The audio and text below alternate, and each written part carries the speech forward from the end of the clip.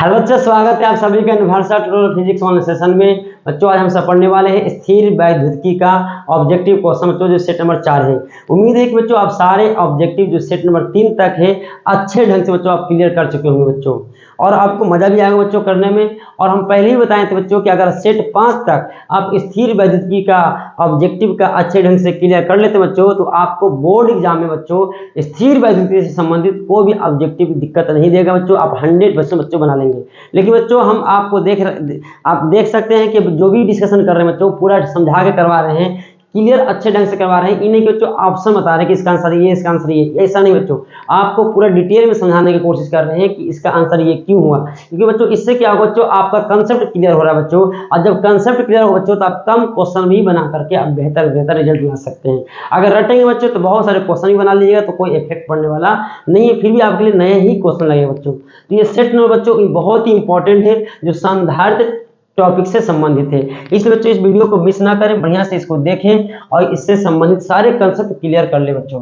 इसमें सबसे पहला क्वेश्चन बच्चों कि किसी चालक की विद्युत धारिता का व्यंजक क्या होगा। तो सी बच्चों क्या होता है बच्चों, क्यू बटा भी, ऑप्शन नंबर जो होगा ए। उसके बाद बच्चों देखा जाए कि संधारित्र के श्रेणी क्रम संयोजन में जो राशि प्रत्येक संधारित्र के लिए समान रहता है। श्रेणी क्रम में क्या समान होता है बच्चों, सब पर आवेश समान होता है, आप अच्छे ढंग से पढ़े होंगे। अगर समांतर क्रम होता तो सबका विभवांतर समान होता। ये दो क्वेश्चन हो चुका बच्चों, आप कॉपी कलम लेके बैठे, खुद से पहले बच्चों बनाने की कोशिश करें। ऐसा ना कि सिर्फ छापना है, छापना नहीं बच्चों, आप पहले बनाएं तब इसका आंसर लिखें, वीडियो रोककर बनाने की कोशिश करें। संधारित्र के समांतर क्रम समय में जो राशि प्रत्येक संधारित्र के लिए समान रहती है बच्चों क्या होता है, जैसे बताए थे विभवांतर। 3 संधारित्र जिनमें से प्रत्येक की धारिता सी समांतर क्रम में जोड़े गए हैं तो समतुल्य धारिता Cp पूछा तो Cp का मतलब क्या होता है, C1 + C2 + C3, सबका C तो क्या होता है 3C होगा, जो सबसे आसान है B। उसके बाद देखें बच्चों 5 नंबर क्वेश्चन में क्या कह रहा है, E0 बाह्य विद्युत क्षेत्र और परावैद्युत का प्रभावी विद्युत क्षेत्र E है, तब परावैद्युत नियतांक जिसका वैल्यू बच्चों के आता है क्या होता है बच्चों, याद होगा आप सबको E बटा E0 परावैद्युत, ये फॉर्मूला बच्चों, ये नहीं बच्चों, यहाँ पे ध्यान से थोड़ा सा, बाह्य विद्युत क्षेत्र बटा प्रभावी विद्युत क्षेत्र E। इसलिए बच्चों हम सिद्ध किए थे इसी फॉर्मूला से कि चालक का परावैद्युतांक यानी परावैद्युत नियतांक यानी परावैद्युतांक क्या तो अनंत होता है, क्योंकि बच्चों चालक को अगर विद्युत क्षेत्र रखेंगे तो प्रभावी विद्युत क्षेत्र E का मान 0 हो जाता है बच्चों, इसलिए यहाँ पे E का मान 0 रख के पूरा मान इन्फिनिटी आता है। लेकिन बच्चों यहाँ पे फॉर्मूला याद रखना है C, इसलिए इसका वैल्यू बच्चों E0 का मान ज्यादा है, E का मान कम है, क्योंकि प्रभावी कुछ विद्युत क्षेत्र घट गया बच्चों प्रेरण के कारण बच्चों पढ़ाए हैं, इसलिए इसका K का मान 1 से बड़ा होता है बच्चों। इसको हम सब क्या कह सकते हैं, जाई आर भी कहते हैं बच्चों। तो 6 नंबर देखा जाए, 6 का क्या आंसर होगा, समान धारिता के n संधारित्रों को पहले समांतर क्रम में फिर श्रेणी क्रम में जोड़ा जाता है, दोनों अवस्थाओं की तुल्य धारिता, यानी पहले पूछा है समांतर क्रम में पूछा है बच्चों, तो Cp बटा Cs, तो Cp का मान क्या होगा बच्चों, C + C NC हो जाएगा, और श्रेणी क्रम क्या होगा बच्चों 1 बटा C + 1 बटा C n बटा C, तो उलट देंगे तो C बटा n आएगा बच्चों, C से C कट गया बच्चों तो n² बटा 1 आएगा, n हाँ आंसर तो आ गया बच्चों n², इसको कह सकते हैं, इस तरह इसको लिखने की जरूरत नहीं है, ऑप्शन मिल गया है बच्चों, कौन है C। कुछ नहीं, CS के मान कैसे निकालेंगे, 1 बटा CS 1 बटा C + 1 बटा C, तो C n तक जाएगा, 1 बटा C तो n बटा C आएगा, उलट देंगे CS का मान लाने के लिए तो n बटा C की जगह पे क्या आएगा, C बटा n हो जाएगा।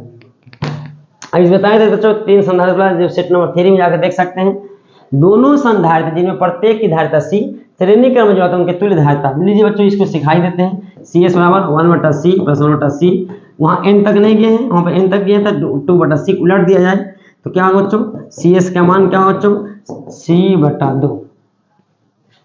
तो ऑप्शन देखो तो C बटा 2 कोई है, C बटा 2 आंसर है ऑप्शन नंबर C। किसी संधारित्र की धारिता का व्यंजक क्या होगा, मात्रा क्या होगा, धारिता का मतलब बच्चों फराड होता है, याद रखिएगा, ऑप्शन नंबर C। 9 में क्या कहा बच्चों, दो चालक चालकों के बीच आवेश वितरण से, तो दो ऊर्जा का जो ह्रास होगा, ऊर्जा का मान नियत नहीं बच्चों, ऊर्जा का ह्रास होगा, क्योंकि दो चालकों को जब संपर्क कराएंगे या किसी चालक तरह से जोड़ेंगे तो आवेश का प्रवाह होता है उच्च विभव से निम्न विभव की ओर, और तब तक होता है जब तक दोनों का विभवांतर या विभव समान न हो जाए। तो ये बच्चों की क्रिया कब होता है? खुद से होता है, इसलिए ऊर्जा का ह्रास होगा। खुद से कार्य हो रहा बच्चों, कोई पकड़ के नहीं करवा रहा है। जब बाहर करता कार्य करेगा तो ऊर्जा संचित होगा, खुद से कार्य होगा तो ऊर्जा का ह्रास होगा। यदि संधारित्र की प्लेटों के बीच धातु की एक छड़ घुसा दिया जाए तो बच्चों धातु के अंदर छड़ डाल दें, प्लेट डाल दें, उसकी धारिता बच्चों बढ़ जाएगा। लेकिन छड़ डाला गया है बच्चों, छड़ डालने से अनंत हो जाएगा, क्योंकि सी का वैल्यू सॉरी के का वैल्यू क्या हो जाएगा बच्चों? इन्फिनिटी हो जाएगा। तो के का वैल्यू इन्फिनिटी होता है बच्चों, सीएम का मान पढ़ाए हैं के सी नॉट, निर्वात में सी नॉट धारिता के से मल्टीपल करें तो इन्फिनिटी हो जाएगा।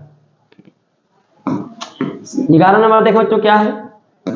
दो समांतर पट्टिकाओं वायु संधारित्र की पट्टिकाओं मतलब प्लेटों के बीच की दूरी बढ़ती जाती है तब धारिता क्या हो बच्चों? आप पढ़े बच्चों, पढ़ाया गया है। अगर आप नहीं पढ़े बच्चों तो आप जाके पहले संधारित्र का लेक्चर बढ़िया से पढ़ ले, देख ले क्या इसका संधारित्र का है। बच्चों आप सब क्लास में पढ़े हैं, ध्यान दीजिएगा ये फॉर्मूला कि डी बढ़ेगा तो धारिता क्या हो बच्चों? घटेगा।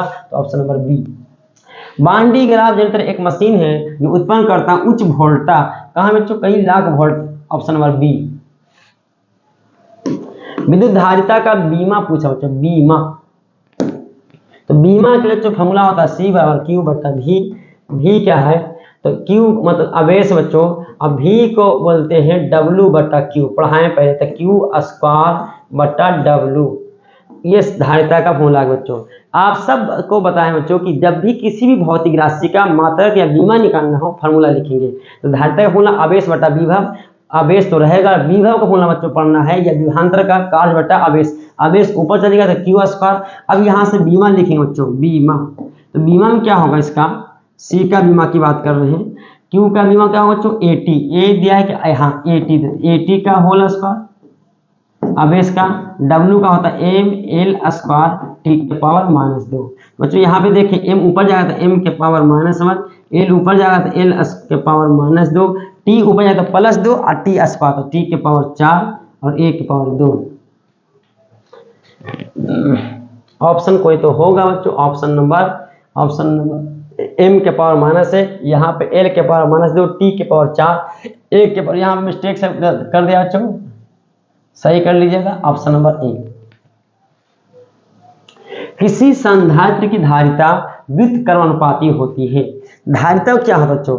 साइन नॉट जाइन not a by D, I just बताए थे। तो सी व्युत्क्रमानुपाती डी, तो प्लेटों की बीच की दूरी। Option number C. व्युत्क्रमानुपाती वाला समानुपाती वाला तो माध्यम में सी जाइन नॉट भी आ जाता, क्षेत्रफल भी समानुपाती आता है, लेकिन पूछा क्या? व्युत्क्रमानुपाती। ऑप्शन नंबर सी होगा, प्लेटों के बीच की दूरी। 15 नंबर क्या हो? देखो क्वेश्चन नंबर 15। एक शीशे की छड़ अर्थात उच्च परावर्तित नियतांक की एक माध्यम तो हवा संधारित्र के बीच, यानी संधारित्र के बीच बच्चों हवा है, उसके बीच कोई माध्यम रख दिया जाए तो उसकी धारिता बच्चों बढ़ेगी। Option number A. पिछला भी आ चुका है क्वेश्चन सेट में। दो संधारित्र जिनकी धारिताएं C1 C2 समांतर क्रम जो है उनके समतुल्य धारिता C1 + C2 कहाँ? तो C1 + C2। सबसे आसान देख सकते हैं बच्चों, कितना आसान ही क्वेश्चन ऑब्जेक्टिव इसका है। यदि कई संधारित्र उपलब्ध हो, उनके समूहन से उच्चतम धारिता प्राप्त करने के लिए उन्हें जोड़ना होगा। तो उच्चतम धारिता प्राप्त कैसे करेंगे बच्चों? श्रेणी क्रम में जोड़ोगे कि समांतर क्रम में? तो आपको बढ़िया से कहा है समांतर क्रम में। कैसे? समांतर क्रम में ही C1 + C2 आता है, श्रेणी तो उल्टा हो जाता है, 1 बटा C1 + 1 बटा C2 आता है, इसलिए समांतर क्रम में उच्च धारिता प्राप्त होता है। Option number B. ये प्रतिरोध का उल्टा है बच्चों, जल्दी से समझे इसमें। तो ये बच्चों आपको बढ़िया से समझा रहा हूँ, कोई बोरिंग महसूस नहीं हो रहा हो, कोई दिक्कत नहीं हो रहा बच्चों, आप समझा रहे हो, कोई डाउट नहीं होगा बच्चों, ध्यान से देखें। इसके बाद क्वेश्चन क्या है बच्चों? 18 नंबर। 18 कहाँ भागा? देखो ध्यान से, 18 कहाँ भागा? 18 भाग गया। रुके रुके रुके रुके थोड़ा सा, अरे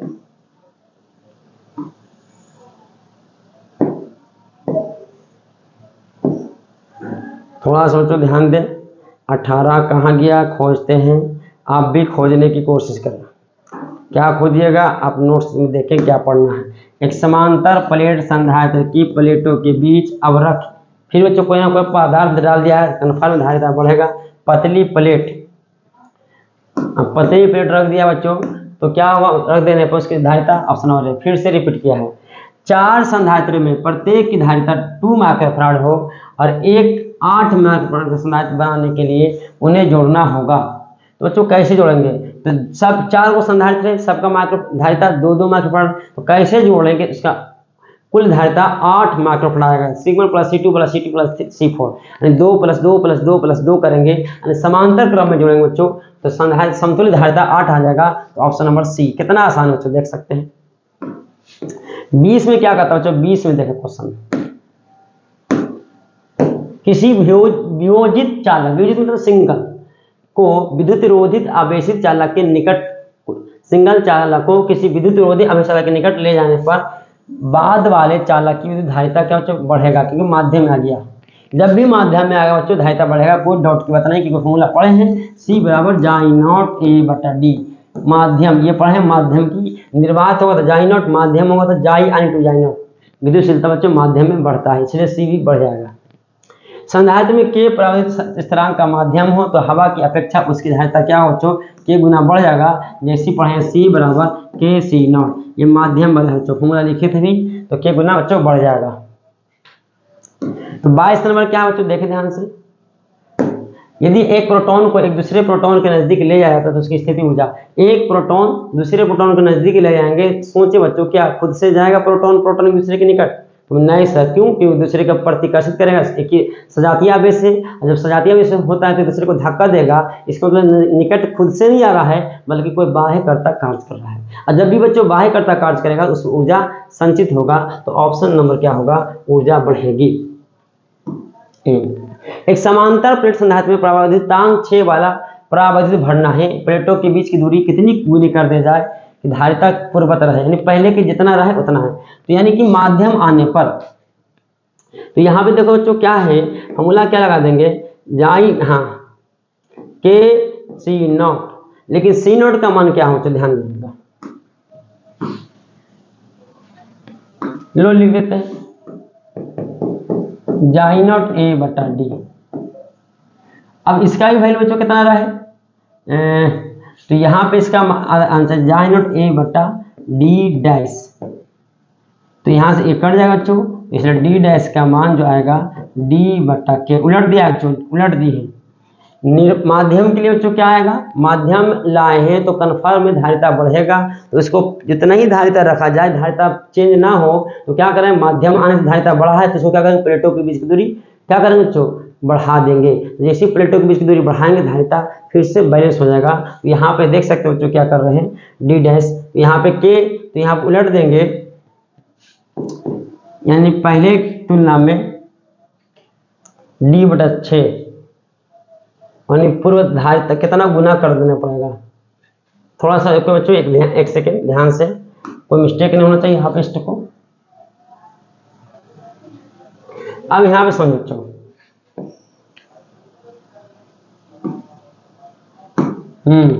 तो CM का मान क्या बच्चों, पहले KC नॉट होता है, तो अब यहाँ पे बच्चों जाई नॉट,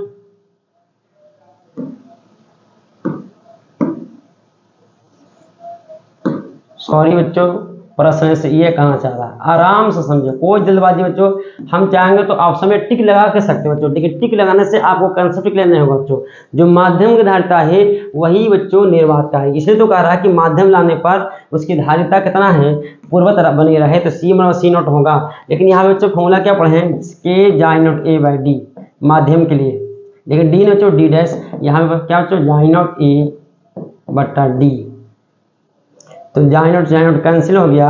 अब D देखें क्या बच्चों क्या होगा, इसको उलट देंगे तो D डैश बटा K बराबर D, इसलिए D डैश क्या होगा बच्चों, K इंटू D, और K का मान बच्चों 6 इंटू D, 6 गुना बढ़ाना पड़ेगा, ऑप्शन नंबर A होगा बच्चों।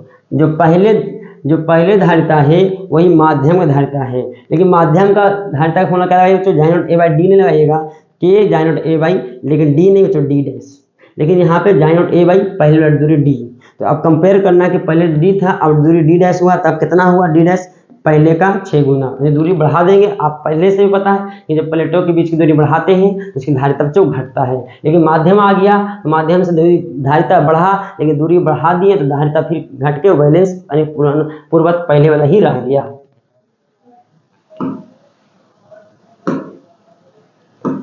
अगला क्वेश्चन क्या बच्चों ध्यान दें, 24 नंबर।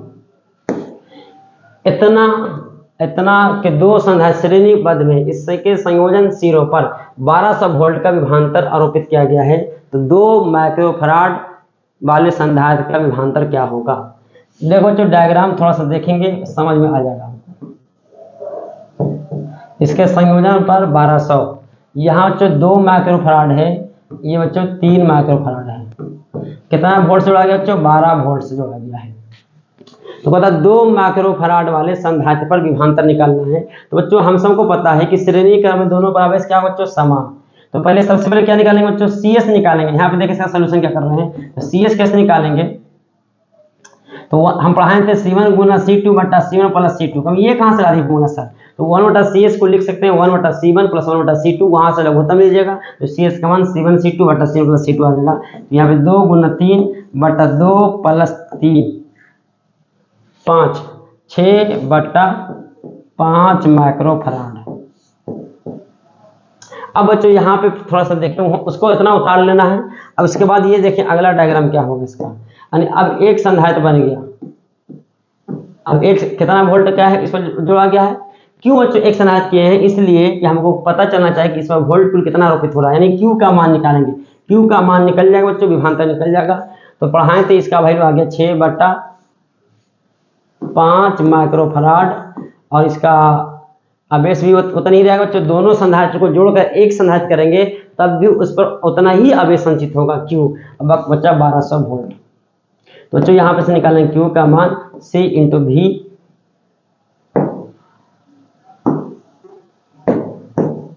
C का मान 6 बटा 5 गुना 10 का मान 6 इंटू V का मान बच्चों 1200।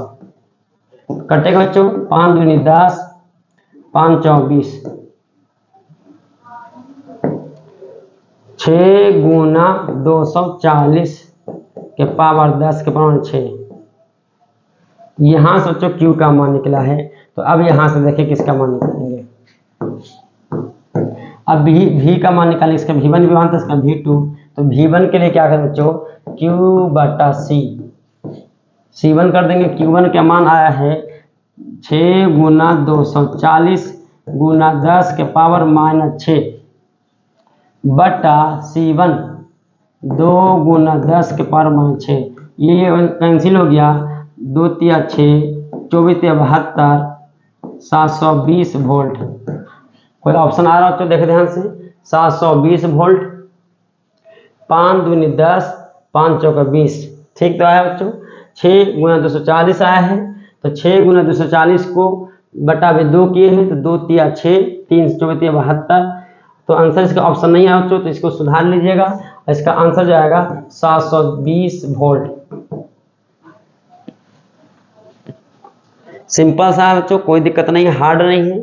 हमने क्या किया, समतुल्य धारिता निकाल कर एक संधारित्र किए हैं, फिर उससे Q का मान निकाल दिए, C इंटू V का मान 1200, और C का धारिता संधारित्र -6 आया है बच्चों, क्योंकि माइक्रोकुलाम में होता है C का मान। तो 6 बटा 5 माइक्रोकुलाम, 10 का मान 6 हुआ है, 5 से कट गया है, 240 गुना 6 गुना 10 का मान 6। फिर यहाँ पर मान रखें 720 वोल्ट बच्चों, उतार लें। पहले क्या करें, इसको उतारना है, फिर थोड़ा सा इसको उतारना है बच्चों, फिर इसको बाद ये उतार लीजिएगा।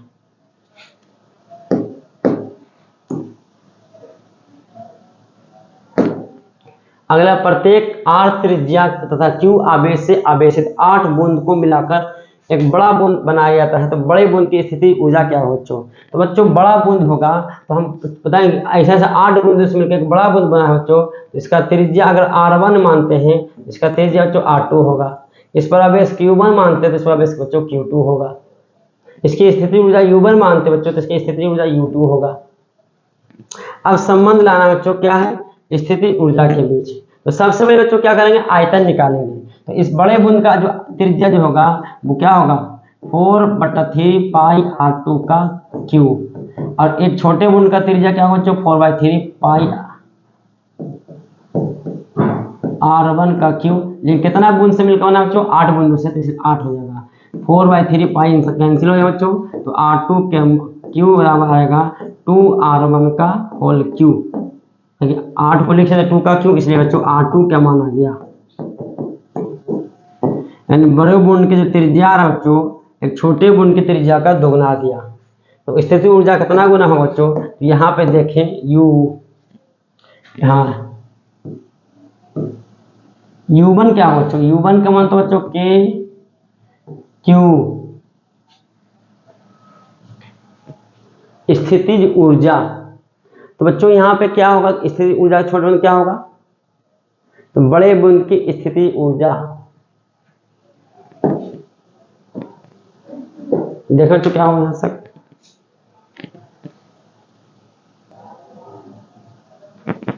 तो यहाँ से बच्चों क्या करेंगे, सबसे पहले छोटे बूंद की त्रिज्या क्या होगा, ध्यान दीजिए। यहाँ पे छोटे बूंद का जो स्थिति ऊर्जा होगा U1 बराबर Q²/2C, तो Q1 बट्टा C1। C1 बच्चों पता होगा क्या होगा, 4 पाई J0 इंटू R, इसको लिख सकते हैं Q1 इंटू 2 गुना 4 पाई J0 इंटू R1, समीकरण 1। अब यहाँ पे देखो बच्चों, यहाँ पे समीकरण 1 आया है, तो अब क्या करेंगे, U2 जो निकालेंगे बच्चों, यहाँ पे U2 जो निकालेंगे, कैसे निकालेंगे, Q2²/2C2। Q2 का मान जो होगा बच्चों 8 Q1 के बराबर होगा, क्योंकि हम पता है कि जो बड़े बूंद पर, बड़े गोले पर जो आवेश होगा, बड़े बूंद पर वो 8 बूंदों से मिलकर बना है। अगर एक छोटे बूंद पर Q1 आवेश है तो Q2 पर कितना, यानी बड़े बूंद पर कितना आवेश होगा, 8 Q1, यानी Q2 का मान 8 Q1 का होल स्क्वायर बटा 2C2 का मान क्या होगा बच्चों, तो 2 नहीं होगा बच्चों, 4 पाई J0 इंटू R2 बच्चों 64 हो जाएगा, Q1 का स्क्वायर बटा 2 गुना 4 पाई J0 इंटू 2R1। तो 2 का बाहर कर देंगे बच्चों, तो 2 से कट जाएगा, तो 32 Q1 स्क्वायर बटा 2 गुना 4 J0 इंटू R1। हमने क्या किया बच्चों, यहाँ पे R2 का मान रख दिए 2R1 का, 2 से 2 क्या होगा, कट गया। तो यहाँ से बच्चों देखा जाए, ये पूरा का वैल्यू U2 है, यानी किसका वैल्यू बच्चों, यहाँ पे ये U2 का मान था, इसलिए कह सकते हैं कि U2 जो आ रहा है 32 U1 आ रहा है।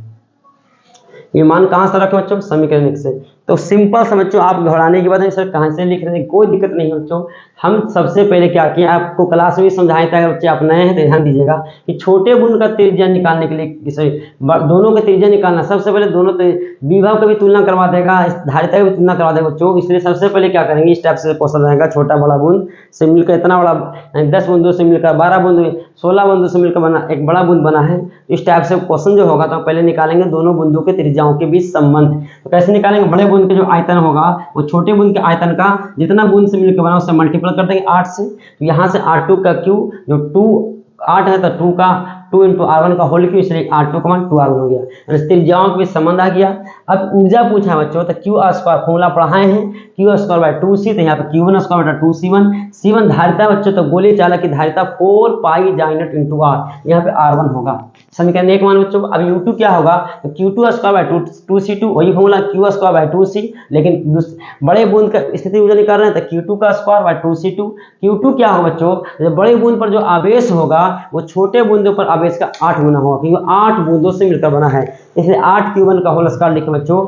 और C2 का मान 4 पाई J0 इंटू R2, और R2 का मान लिख बच्चों 2R1, 2 से कटे 32, तो यहाँ पे 2 गुना 4 पाई J0 इंटू R1। तो यहाँ पे देखा जाए 2 गुना 4 पाई J0 इंटू R1 का मान कितना बच्चों, U1, इसलिए कह सकते हैं U2 बराबर 32 U1 आया है। इसलिए आंसर क्या होगा बच्चों, ऑप्शन नंबर ए होगा। तो आप इसको उतार लेना है, फिर ये उतार लीजिए, फिर इधर से उतार लीजिए, जल्दी से उतारे बच्चों वीडियो को रोककर।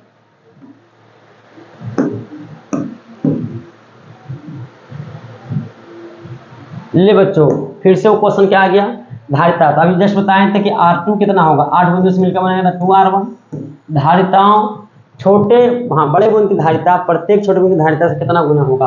क्वेश्चन वही है बच्चों, धारिता का तुलना करवाना है। तो अब जस्ट बताएं कि C1 का मान क्या लिखेगा 4 पाई जानेट इंटू R1 समीकरण 1, लेकिन C2 का मान क्या होगा बच्चों 4 पाई जानेट इंटू R2। और R2 को क्या कर सकते हैं बच्चों, फार्मूला R2 का मान लिया है 2R1 में, 2 को बाहर करेंगे तो 4 पाई जानेट इंटू R1। इस पूरा का वैल्यू बच्चों क्या है C1 समीकरण 1 से, कहाँ से बच्चों समीकरण 1 से, तो 2C1 होगा बच्चों, ऑप्शन दोगुना हो जाएगा।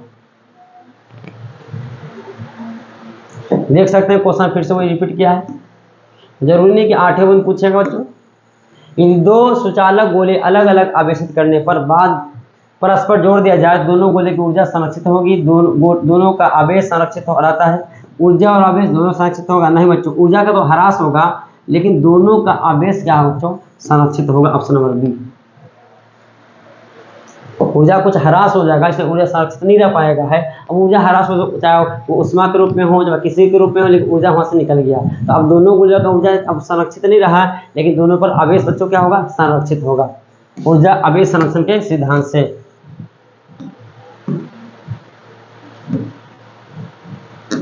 एकाकी चालक के लिए निम्नलिखित अनुपात का अचर, चालक एकाकी चालक के लिए निम्नांकित में कौन सा अनुपात अचर होगा, तो सी ही बच्चों नियतांक होता है, क्योंकि किसी भी चालक की धारिता वो नियत होता है जब तक वो चालक न बदले। चालक पर आवेश कितना दे रहे हैं, उसका विभवांतर कितना, उसका कोई इफेक्ट पड़ने वाला बच्चों नहीं है। वो बल्कि धारिता क्या होता है, वो चालक के गुण पर आधारित है, यानी उसकी आकार पर निर्भर करता है, उसके प्लेटों के बीच की दूरी पर निर्भर करता है, माध्यम पर निर्भर करता है, तो आवेश पर निर्भर नहीं करता। तो Q बटा V यानी कुल आवेश बटा विभव, दिया गया आवेश बटा विभव, ऑप्शन कितना दिए हैं आवेश और उससे कितना पोटेंशियल होता है उसके अनुपात पर निर्भर नहीं करता है, इसलिए कुल आवेश निर्भर नहीं, दिया गया आवेश बटा विभव। मतलब चित्र में प्लेट X पर आवेश निकालना है, तो यहाँ पे देखिए धारिता दिया है, अब विभवांतर निकल जाए बच्चों, एक इधर 20 वोल्ट इधर 10 वोल्ट, तो बच्चों विभवांतर कितना होगा, तो विभवांतर को डेल्टा भी लिख सकते हैं, तो V2 मान यह कह सकते हैं V2 माइनस V1 यानी 20 माइनस 10, इसी को क्या कह सकते हैं 10 वोल्ट आया है, विभवांतर को V, तो लिखेंगे Q बराबर C इंटू V, C का मान 2 माइक्रो है तो माइक्रो में आंसर लाएंगे बच्चों, V का मान 10 यानी 20 गुना 10 के पावर 6 को लिख सकते हैं 20 माइक्रो कूलाम, माइक्रो का मान है तो एक पर प्लस एक पर माइनस, यहाँ पे उच्च भी अब यहाँ पे निम्न भी है, तो यहाँ पे प्लस क्यों होगा यहाँ पे माइनस क्यों होगा, तो एक प्लेट पर minus 20 micro coulomb, option number B.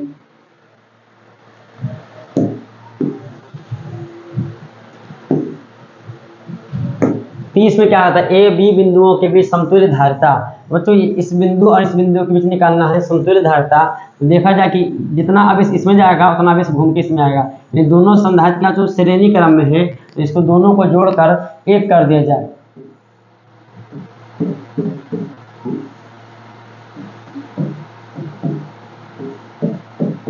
दोनों को एक करेंगे बच्चों तो सी एस कैसे निकलेगा, तो दोनों का मल्टीपल कीजिए, 4 दूनी 8 बट्टा 6, 2 चौके 8 2 तिया 6, तो 4 बटा 3 आया बच्चों, इसका मान 2 है, माइक्रो में सब रह दीजिए 4 4, अब दोनों समांतर में है बच्चों, दोनों को जोड़ेंगे तो सी इसको कैसे निकालेंगे, सी पी बराबर C1 प्लस C2, C1 4 बटा 3 प्लस 2 6 4 10, तो यहाँ से बच्चों कितना आ जाएगा,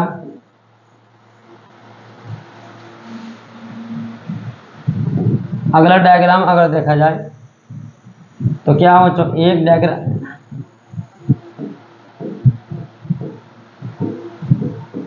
इसका मान 10 बटा 3, इसका मान 4, इसका मान 4, सिंपल जो इसको क्या करेंगे 1 बटा 4 करेंगे, 1 बटा CS निकालेंगे, 1 बटा 4 प्लस 1 बटा 10 बटा 3, तो 3 बच्चों ऊपर जाएगा बटा में 10, 1 बटा 4, लघुत्तम बच्चों कितना आएगा 20 आएगा, 5 6 5 16 बटा 20 आया बच्चों, 16 बटा 20, 1 बटा CS आया है, इसे उलट दीजिए बच्चों 5 बटा 4, ऑप्शन को आता होगा ऑप्शन नंबर बी। तो देख सकते हैं दोनों को जोड़कर यहाँ पर लिख दिए, ये दो इससे बना फिर ये बना बच्चों, इसको फिर श्रेणी, ये तीनों क्या बच्चों ध्यान दिए श्रेणी क्रम में, जैसे 1 बटा C1 1 बटा C2 1 बटा C3, इसको उल्टा करेंगे 1 बटा 10 बटा 3, 3 चल जाएगा ऊपर, इसलिए लघुत्तम आया बच्चों 4 10 4 का 20। अब बाकी आंसर आया है, सी एस का मान उलट दिए हैं तो 5 बटा 4 आया है।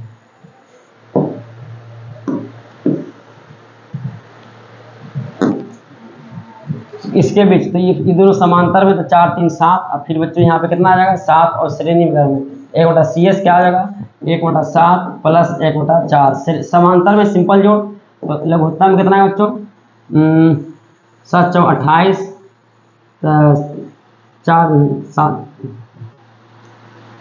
7 चौ 28 4 और 7 11 बटा 28। इसे सी एस के मान 28 बटा 11। 28 बटा 11 कटता है तो ध्यान दे फिर से बच्चों, इस समांतर क्रम में तो 4 3 7 1 बटा 7 बटा 1 बटा 4 4 सते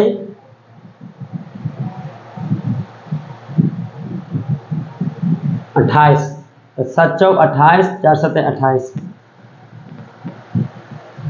7 4 11 28। कोई ऑप्शन नहीं बच्चों, इसको सुधार लीजिएगा 11 बटा 28 बटा 11, तो कोई ऑप्शन सुधार लीजिए 28 बटा 11 माइक्रोफैराड है आंसर। सिंपल सा 64 समरूप बिंदु से प्रत्येक धारिता इतना है, बड़ा बूंद बना है। तो सबसे पहले बच्चों क्या करेंगे, यहाँ पे जो 64 बूंदों से मिलकर जो बड़ा बूंद बना है उसकी त्रिज्या और एक छोटे बूंद की त्रिज्या की भी समझ लाएंगे। उसके बाद धारिता पूछेगा, ऊर्जा पूछेगा, विभव पूछेगा, तुलना सब कर दीजिएगा। सबसे पहले यही करना है बच्चों। तो सबसे पहले देखे ध्यान से क्या करना चाहिए, इसको आप सुधार लीजिएगा आंसर। तो बड़ा बूंद का आयतन 4/3 पाई R2 का क्यू, छोटे बूंद का आयतन 4/3 पाई R1 का क्यू। कितना बूंद से मिलकर बना बच्चों 64 बूंद से मिलकर, तो 64 से मल्टीपल कर देंगे। 64 बूंदों का जो कुल आयतन होगा वही बड़े बूंद का आयतन होगा। पाई पाई 4 4 कैंसिल हो गए बच्चों, तो R2 का क्यू जो होगा 64 416 16 को 64 4 R1 का होल क्यू, क्योंकि R1 का क्यू तो है ही है, 4 का क्यू दोनों का इधर किया, इसलिए R2 का मान बच्चों कितना आ गया 4R1। यानी संबंध क्या आ गया कि बड़े बूंद का जो त्रिज्या होगा वो एक छोटे बूंद की त्रिज्या का 4 गुना आ गया। तो यहाँ से बच्चों आप क्या निकाल दीजिएगा छोट धारिता, तो C1 का मान 4 पाई जाई नॉट इंटू R1 समीकरण 1, C2 का मान 4 पाई जाई नॉट इंटू R2। R2 का मान बच्चों क्या रखेंगे ध्यान दीजिएगा, कहाँ से मान रखेंगे बच्चों समीकरण 1 से। 4 को बाहर करेंगे 4 पाई जाई नॉट इंटू R1। देखो बच्चों प्रत्येक की धारिता दिया, छोटा बूंद की धारिता कितना दिया है, इस पूरा का वैल्यू बच्चों यहाँ पे पूरा का वैल्यू कितना है 5 माइक्रोफैराड, यानी कन्फर्म हो गया 4 गुना 5 करेंगे इसका वैल्यू पूरा का मान। छोटे बूंद की धारिता है 4 पाई जाई नॉट इंटू R, जिसका वैल्यू दिया है 5 5 और 20 माइक्रोफैराड। बच्चों रटने की जरूरत नहीं है कि 20 कैसे आया, आपको समझ आ चुका होगा। 33 में क्या बच्चों क्या आ रहा है,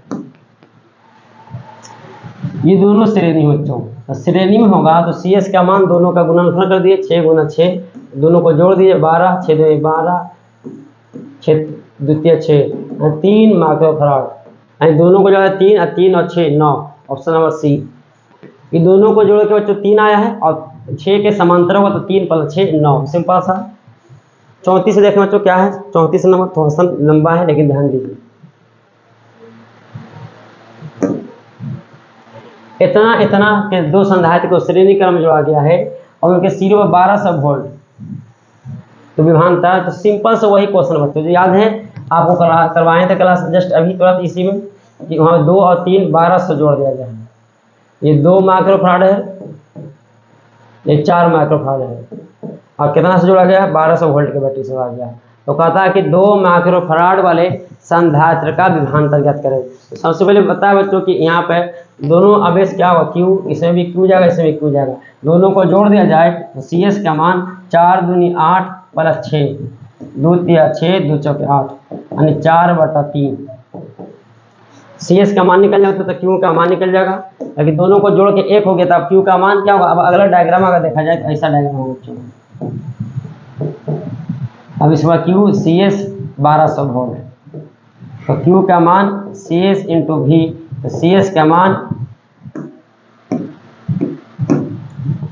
मान देखा बच्चों कितना है 4/3 माइक्रो लाना बच्चों है दीजिए, और वोल्ट 1200, 3 चौके 400,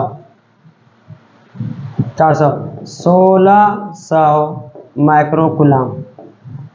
बच्चों क्यू का मान पता चल गया है, तो अब आसानी से आप इसको पहले उतार लीजिएगा, फिर इसको उतार लीजिएगा, सबसे आखिर में तो यहाँ पे लिखना है। अब क्या निकालेंगे, V बराबर Q/C1। इसका Q1 का मान निकाल चुके हैं, Q का मान 1600, माइक्रो माइक्रो माइक्रो कैंसिल हो जाएगा 2, यानी 800, ऊपर भी माइक्रो नीचे भी माइक्रो, तो 800 वोल्ट आंसर आ जाएगा। तो देख सकते हैं बच्चों, बहुत ही आसान है, सिंपल से इस टाइप से क्वेश्चन करवा चुके हैं, और क्लास में तो इस टाइप का क्वेश्चन डिस्कशन करवाए हैं। उम्मीद है कि बच्चों आप नए भी क्लास किए हैं तो आपको समझ आता होगा। और सबसे आखिरी क्वेश्चन बच्चों देखिए, 1 नंबर 35 नंबर, ये प्रभावी धारिता 5 माइक्रोफैराड को प्राप्त करने के लिए 2 माइक्रोफैराड के कम से कम कितने संधारित्र की आवश्यकता होगी। बच्चों 2 माइक्रोफैराड के बहुत सारे संधारित्र है, हमें चाहिए कम से कम कितना 2 माइक्रोफैराड वाले संधारित्र को जोड़ें, कम से कम, ज़्यादा नहीं, कम से कम कितना जोड़ें कि प्रभावी प्रतिरोध, कुल धारिता, प्रभावी प्रतिरोध सॉरी कुल धारिता बच्चों कितना आ जाए 5। तो अगर बच्चों हम क्या करें, 2 को समांतर क्रम में जोड़ दें, 6 आ जाएगा। तो क्यों ना हम बच्चों की 2 2 4, ऐसा कि बच्चों यहाँ पे 2 2 2 4 आएगा बच्चों, लेकिन यहाँ पे क्यों सर 2 2, दोनों के एक जोड़ेंगे श्रेणी क्रम में, दो का श्रेणी क्या आएगा, 2 दूनी 4 प्लस 2, 2 दूनी 4 प्लस 4 काट के 1 आएगा, यानी 1 माइक्रोफैराड। यानी 2 और 2 को श्रेणी क्रम में जोड़ेंगे बच्चों तो 1 माइक्रोफैराड आएगा, यहाँ से 1, यहाँ से 2, यहाँ से 2, सब तीनों क्या है परस्पर समांतर है, 2 + 1 आ जाएगा 5। आंसर कितना होगा, 1 2 3 4, चारों को जोड़ना पड़ेगा, ऑप्शन नंबर 1। तो उम्मीद है कि बच्चों आपको ये लेक्चर नंबर 4 जो संधारित्र से संबंधित ऑब्जेक्टिव क्वेश्चन था अच्छे ढंग से समझ आया होगा, मजा भी आएगा बच्चों। आप अच्छे ढंग से बच्चों क्लियर कर लें कि आपका कंसेप्ट बच्चों क्लियर हो जाए। तो फिर मिलते हैं बच्चों नेक्स्ट वीडियो में, तब तक के लिए धन्यवाद।